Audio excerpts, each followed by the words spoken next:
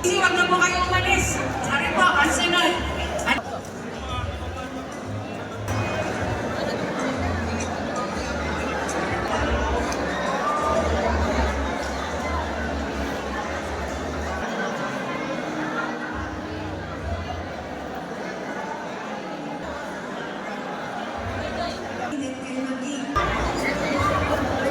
So, at tayo ay mag-start na. Pagkakatapos po ng picture taking, doon po kayo bumaba. Hanapan.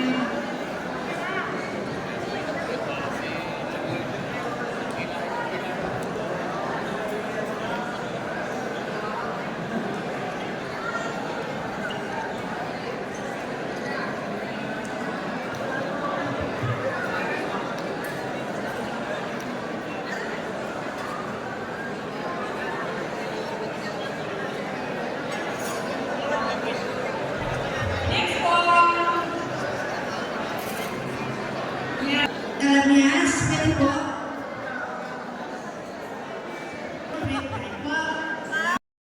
Ako, sino hindi nag-almusal? Kaya pa naman kayo.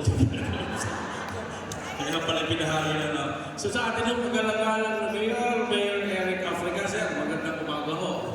Sa ating ABC Bukal kay Kapitan Fernando Mafort, sa ating ABC Konsehal, kay Kapitan Boyet Dat, sa lahat ho ng members ng Liga, sa lahat ho ng punong barangay, barangay kagawad, SK chairpersons, barangay secretaries, treasurers, administrators, SK councilors, sa inyo pong lahat. Ang kapayapaan ay sumayin yung lahat, mga kapatid. Hindi naman ako magpipisa ang kamayapaan. I have to give an overview. Pero palagay ko nasabi ng lahat ni Mayor ang pinaka-gist ng overview mo. Nandito kayong lahat bago kayong ngumalok ng inyong sandwich niya kayo makinig muna. Kaya pag ayaw ay hindi nag-almusal.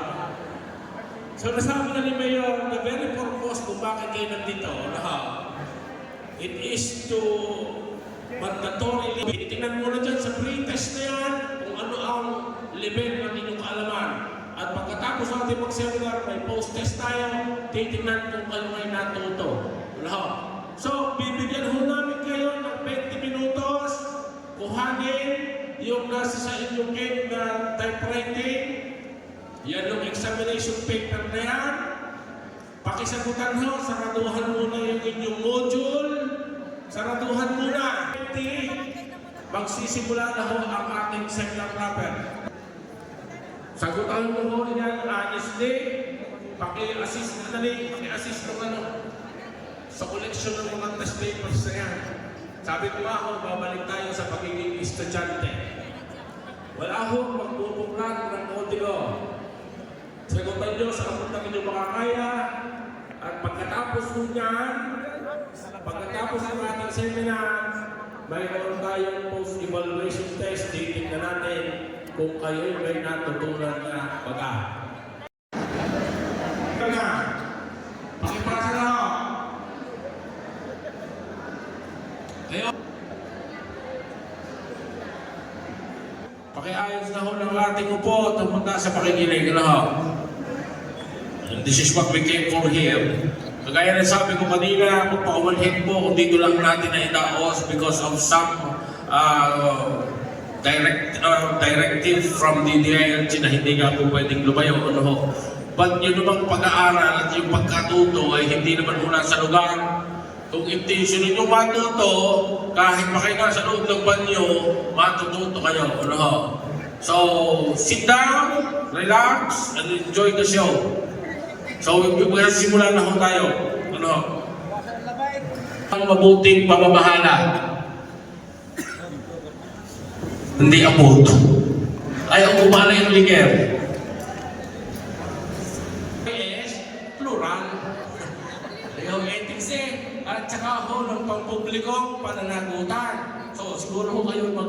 sa akin. But, by definition ho, ang sabi ho, yung ethics ay mula sa salitang Grego, ibig sabihin ay karakter. Yun ho, ibig sabihin niya nito ho, ang prinsipyo ng tamang asal at gawin at tumutukoy sa pamantayan ng kilos, asal at ugali na inaasahan ng tao sa isang narunungkulan. Ito ho ang katamaan o kamuralan ng inyong desisyong ginagawa. Sa madaling sabi, ang etika ho, hindi ko na kailangan pakalawin na kaya ho yung GMRC. Ano ho ang GMRC? Good manners and right manners. Yun ho ang GMRC. Dahil ho, ito naman public accountability, ito ay makikita natin sa constitutional provision na sinasabi ang public office is a public trust. Lahat daw po ng pampublikong opisyal, kayo yun, ay sa lahat ng oras dapat may pananagutan sa tao at nagsiservisyo ng may kataasang responsibilidad, integridad, katapatan, efisyente, patriotismo, may pag sa hustisya at nangungunan ng simpleng pamumuhay. Ano ka hong ibig sabihin ng public office is a public trust? Ang inyong hinahawakan ay pampublikong opisina. Ang ibig sabihin ho sa Tagalog, public office is public trust. Ang makakasagot ho, dagdagan ni ABC ng 1,000 pa. Sa level ng barangay, ano ho? Dahil by definition, ang mabuting pamamahala ho ay yung paggamit ng otoridad at paggarap nyo ng inyong tungkulin dahil kayo ang mga taong napagkalooban noon sa paraang kumikilala ng honor, may respeto sa karapatan at tumutugon sa pangangailangan ng inyong nasasaklan. Sadly, noon ho napatatag niyang local government, yun ho ang masamang side effect ng local government code eh. Kasi nung una, tanda-tanda ko noong kay Mata, yung aking mama ay kapitan pa. Wala naman po noong sweldo. Wala naman noong volunteer. Gone are the days na pinagpapabagang sa barangay na politika ay honor. Ngayon ano? Honor raryo. Dinuwi! Nawala na yung dati. Na ang ugat ng away sa politika nung muna sa barangay talagang honor. Eh ngayon ano? Honor raryo. Pataas na ng raryo pero. So, before I go deeper, gusto ko hong ibahagi sa inyo isang kwento. Gusto nyo magkwento muna tayo? Sino ho ang pamilyar sa inyo sa kwentong tare? Sino pamilyar sa inyo sa Biblia? Kailan ninyo si Noe? Sino ho si Noe? Pero ang ating kwento with a twist na ho. Areho, ang kwento ko ay arko ni Noe. Ari daw ho yun. Noong taon 2011, si Noe ay isang ordinaryong middle class Pinoy sa malayong lugar, lagpas ng Batanes, ay hindi dito sa atin. Katapos ng isang taon, ay bubuhos ang ulan at bababahin ang buong kapuluan ng Pilipinas. Nais ko nagbuha ka ng isang malaking arko at isakay mo dito ang paris-paris na mga hayop at mag-asawang Pilipino sa iba't ibang panig ng kapuluan. So yun ang instruction ng Diyos kay Noe. Isakay mo ang mga iyak. Yan naman din kayo, binigay ng arko. Kaya lamang, makalipas ng isang taon, nagpakita ulit sa kanyang Diyos. Pero walang nagawang arko si Noe. At siya tinanong ng Diyos, nasaan ng wika ang pinagawa ko sa iyong arko? Tinanong, ang sagot ni Noe, paumawarin niyo po ako at hindi ko natupad ang inyong utos. Nakatutok kayo, parang kayo nunod ng sine. Parang inyong utos, nagkaroon ho ng malaking problema sa inyong plano. Ang paliwanag ni Noe sa Diyos at yun kanyang inilahan. Humingi ng barangay clearance. Pero papayag ho si Kapitan kung magagawa daw ng kanyang arko yung kanyang pamangkin. Magaling-galing pa rin, binibigay pa sa pamangkin. Mahusay-say pa rin sa pamangkin binibigay na. Ay, di, huy ka. Ang sabi ko, kapitan ako, di ka naman ikaw, hihingi muna ng mayor sa barangay. Ay, hindi ko binigyan ng hindi naman gagawa yung kanyang pamangkin eh. O, sa'yo, pare, binibigay mo sa pamangkin. Ay, yung iba, ay, sila na nadali. Ay, hindi kayo yun, ha? Hindi kayo yun. Kaya pala kayo sa kabilang kahit buhos sa vlog, nagpasan sila sa pinto. At saka sinagrabay, bakit magaling? Sipag ika ng kapitan namin. Kaya pala ngayon, may siya kontratista. Hindi ka sa pinto. Ay, hindi kayo iyon. Hindi kayo iyon, ha?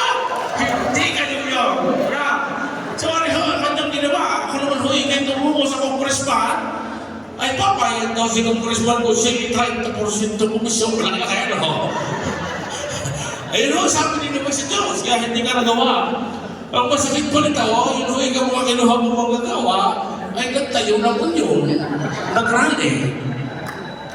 At ang sabi pa ho, ito'y natagulugan ng mga, alam nyo naman ngayon, itong makakalimang grupo, itong babakay sa barangay, mga rally-rally ito ha. Nag-rally ho ka. At hindi daw makatalo mo ng pagpili ng ako hindi ginawa yan, pagkakalabig ng aircon din. Pwede ka ho hinahinay ng aircon niya aircon. Marami yung nakontra. Pati ho itong mga kusayang, itong BIFF, alam nyo yung BIFF. Yung pang Zamoro, Independent Freedom Fighters, yung nagdali sa Marawi. Yan, nakisali na rin ho. At nangindap ng maraming dayuhan at sila daw ay gagawa na ng kanila. At sila daw hindi magpasama. At nakisali na rin ho ang mga bakla at tumboy dahil bias daw. Madaling sabi, nagkagulo na. Ang utos ng Diyos ay nagkagulo na. Pagkatapos ho, yung mga civil society daw, yung barkatahan niya, mga kaparian, mga pastor, nakisali na ho. At sabi niya, yung puntuin ang gagamitin dyan ay donasyon ni Ikan, yung mga drug lord, at saka mga waiting lord. Ano? Nakakita niyo yung senaryo? Ayan daw yung katas ng waiting. Sa kuluhan nung ito, Panginoon ako ikay napilitang humarap sa patawag ng Senado. Nakita nyo ngayon ang ginagawa ng mga senador. Sino kinihiling ngayon? Si Gibbs. Pero dahil huwi ka ako hindi membro ng executive, ay hindi ko huwi ka nagamit yung EO 464. Alam nyo nga yung EO 464? Tandaan nyo nung panahon ni Gloria, yung CTE scandal, na ang head ng NEDA noon ay si Romulo Neri, ipinapatawag ng mga senador, pero dahil kakabukingan, ang ginawa ng Pangulo nag-issue ng EO 464 na ibig sabihin bago mo ipatawag ang aking mga opisyales, magpapaalam ka muna sa akin. Kaya hindi nakaharap yung NEDA director noon. Ay sabi ni Noe, kung hindi ho ako opisyal, ay ako ho napilitang domestiko. At ang sabi ho ng mga senador, nung malamang utos nito, ay violation daw ito ng konstitusyon natin. Isipin mo pati mo na yan, sinuma ang utos ng Panginoon. Yun ho ang nangyari. At sabi naman ho ng NBI at PNP, ito daw kung marko na ito ay gagamitin ng mga tiwaling opisyal sa pagtaka sakaling mapatalsik sa pwesto. Madali sabi, karibok na. Ano ho? Pagkatapos, sinabi naman ng AFP na ito raw ay gagamitin ng ibang grupo para magkutita. Dumami na ho ng dumami ang issue. Doon sa nagpapagawa ng yung head na pagpapagawa ng mga development ng housing. Nung una, yan ay si Tol, yung si Defensor. Papayag huwi ka ako kung ilalagay nyo sa kakuig mo sa dawa mo patuwid. Ano kang ugali ngayon ng mga politiko? Hindi kayo ha. Nagbigay lang ng karinula, laki ng mukha, nadudoon. Nakapakalan. Ganon ho, ugali. So, ang sabi ni Noe, buhay hindi pumayag. Kaya ngayon ho, ako ang inyong paggawa ng arko ay may TRO pa. At palagay ko 10 taon para matapos ang inyong proyekto. Ang sabi niya sa Diyos. Ang sabi ng Diyos sa Kanya, ito pala ikang bayan ninyong ito, hindi ko na kailangang masakin pa. Hahayaan ko na lamang kayo ang sumira nito. Ano mga kapatid ang moral of the story? Nakakatuwang pakinggan, pero tingnan niyo yung senaryo. Dapat yung maintindihan that this story, ito po ang prevailing political culture. Ito ang namamayaning kultura politikal sa buong Pilipinas. At ito ho ang sa matagal ng panahon ay gustong paguhin ng ating pamahalaan. Yan ho ang moral of the story dyan. Kung mapapansin nyo, ay ibinibigay sa pamangkin ng project. Doon ho yung sa iba. Hindi kayo. Yun ho. So yun ang moral ng story natin. Kaya ho naman namin sinasabi ito, baka sakali, sa termino natin, although tayo naman talaga sa lipa sa totoong buhay, napakaganda ng servisyo, napakamulan ng lipa. Nakakatang ng ibang bayan ho talaga, I have been to many LGUs sa totoong buhay lang. At marami ho naiingit sa atin. Kaya lang ho dapat pa natin pagputihin ng higit pa. Marami ho, lalo ho nung panahon ng pandemya, daming nahihili. Tayo lang yata nagkaroon ng ng subsidy. Padalangin ng mga noon, ako'y nagka-COVID, kadali ako 6'5". Yung ibang bayan wala. Sabi ko, baka ako'y magka-COVID ulit, may 6'5 ulit. Hindi nang dumali ulit. So yun ho. Dahil ho gusto ng gobyerno sa atin ay mga barangay leaders na may karakter na ganito.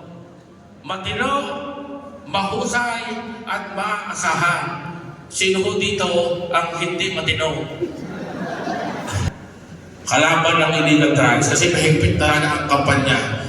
Actually, may pinulong na kung ibang kapitan, ibang hepe ng tanat, walang kaugnayan, etc. etc. Pag siyang pagkaularan at pagkapayapaan. Ayan ho ang definisyon. Sa makatuwid pala, kayong mga kapitan, kayong mga konselan, lahat ng bisya, dapat marunong kayo noon. Marunong kayo magbalangkas ng programang pagkaularan. At yun ho, ang ituturo din namin sa inyo. Dapat pag sinabing ikaw ay maaasahan, maalam at may kakayahan ka sa pagpaplano. Ano ang estado ng inyong kaalaman sa pagpaplanong yan? Sinasabi, mandato ho yan sa inyo. So dapat pala, inyong ihihin. Pagsikapang matutunan kung paano yung mga ganan. Madaling lapitan. Mahirap hanapin. Ayun ang madami noon sa iba. Hindi kayo. Hindi naman kayo yun. So kung ika sa pagtulong sa pagpapanatili ng kapayapaan at kaayusan. So yun ho ang definisyon na sinasabi. Dahil para masunod natin yung mabuting pamamahala, kailangan taglay nyo ito. Responsive. Kayo'y sumasakuli ang decision making sa barangay, lalo pagkagawa ng mga mahalagang proyekto at programa, ay hindi lamang nakasalalay sa inyo. Sumasakuli, kaya kayo may sinabing ikaw episyente. Ang dapat mapalabas mo doon na 100 suman. Pero nang ikaw ay gumawa, ang napalabas mo ay 60. Ikaw ay 60% efficient. Epektibo, gumagawa ka ng tama. Huwag kayo magahuya. Siya ay tama ang ginagawa. Accountable, at siyempre, hindi nyo na maiiwasan yan. Kasi bilang mga barangay official, sabi nga naging hayag. So yun ang mga characteristics para masabing tayo yung buting pamamahala.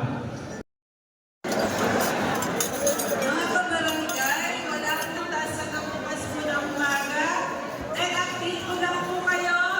Sa ngayon po, ang total po ng nagbigay po sa atin ng pagbabahagihan.